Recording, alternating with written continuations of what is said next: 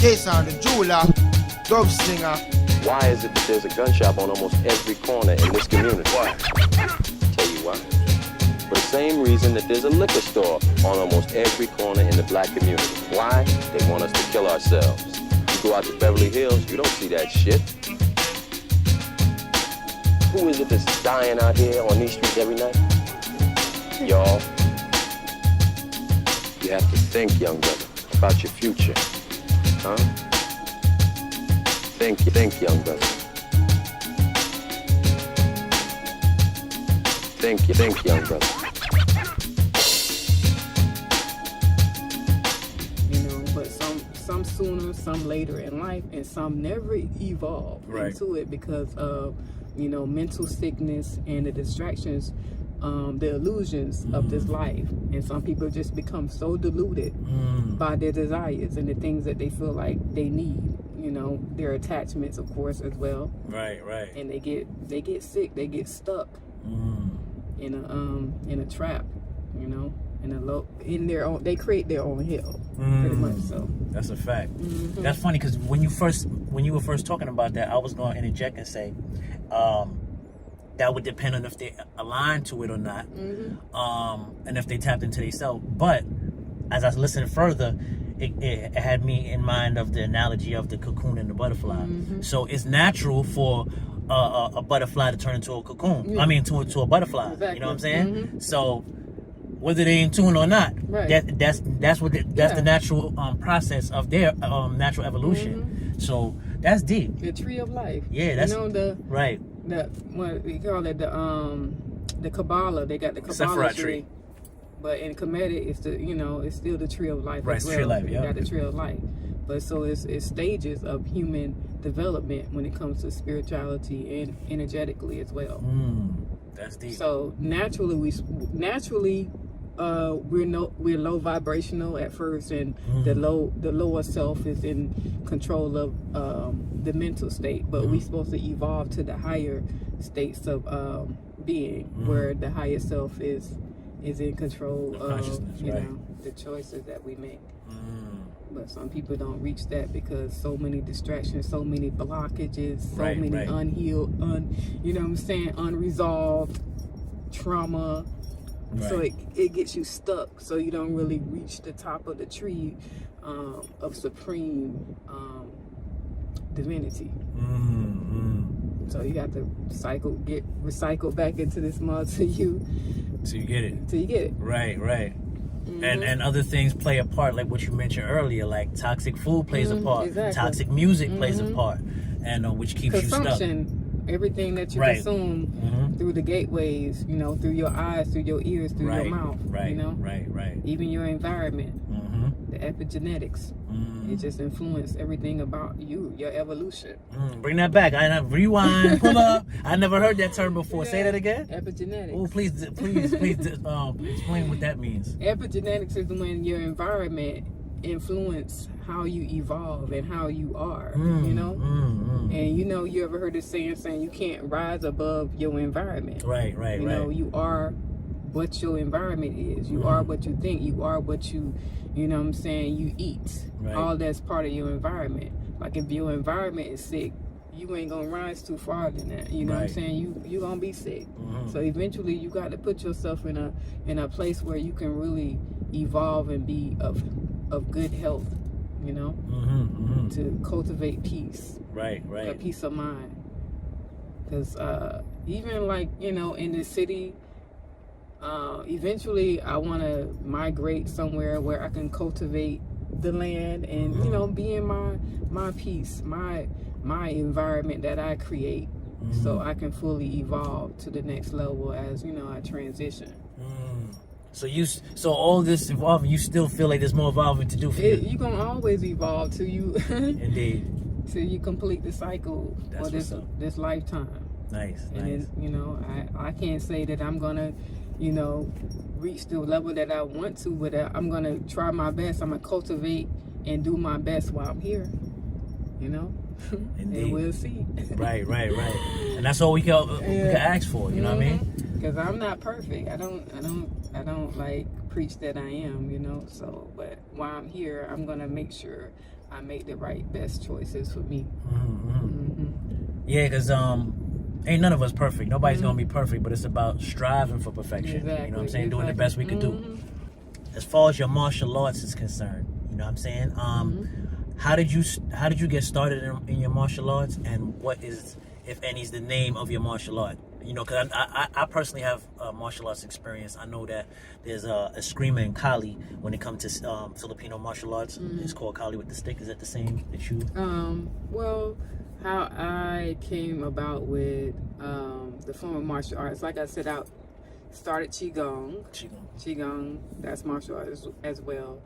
And when I was in Costa Rica having my experience, I just picked up this stick and I just started freestyling with it.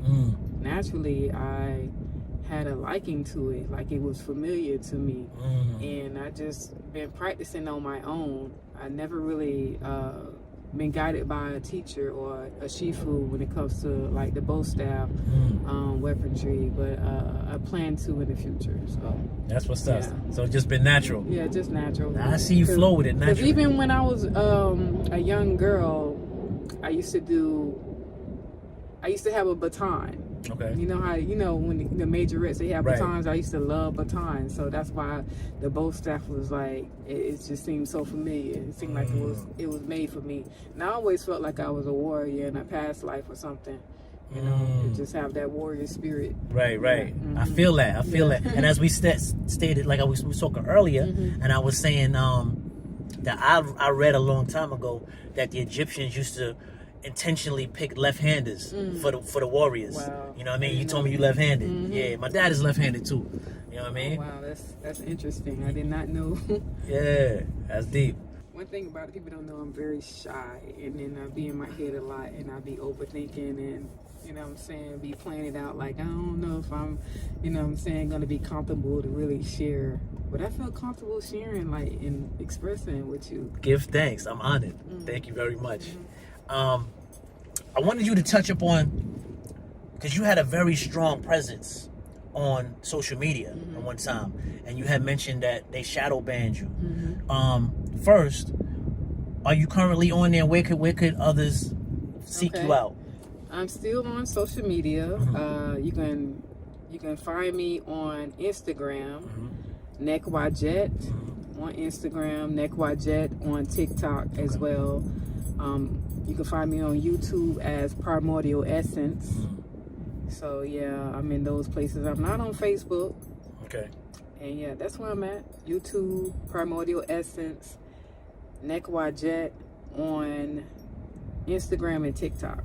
Okay, I'll definitely put a post on there. Put a little, I'll put your taglines on the bottom here. So you can put, because it's Nekwajet, Primordial Essence, but you can still put in Nekwajet as well on TikTok, but it's both. Okay. You know.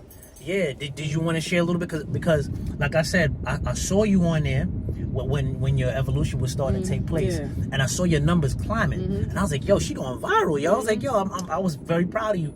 I was like, you know what I mean? What happened? You talking about like as what happened with me growing like that? No, what happened with social media? Oh yeah, because the algorithms. The algorithms, like when you on a higher frequency, it really don't, I guess, resonate with what the people, I guess, or where the direction that it wants the people to go. So it got to be grabbing the attention. So I just have to shift and evolve in a way where I'm not just following trends, but sharing information that people can really grow from, because it's all about information.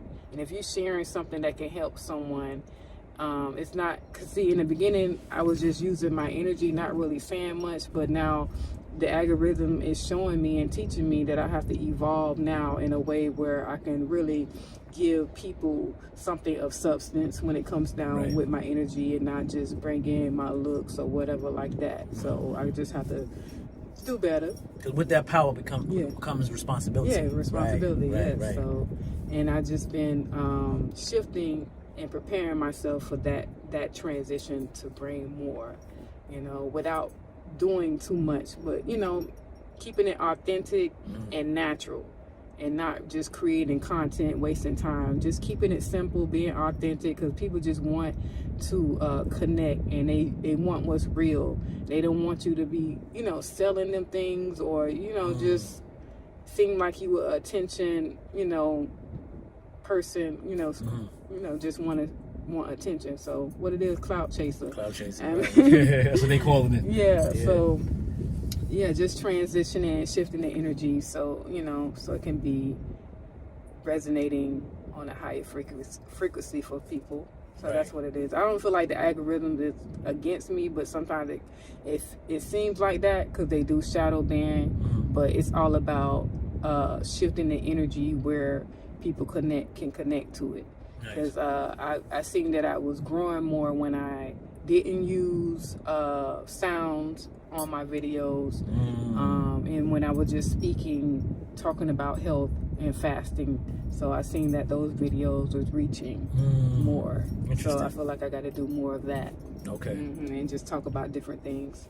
And people, you know, they love what I'm talking about, and also they are gravitated, you know, towards the energy of who I am as well.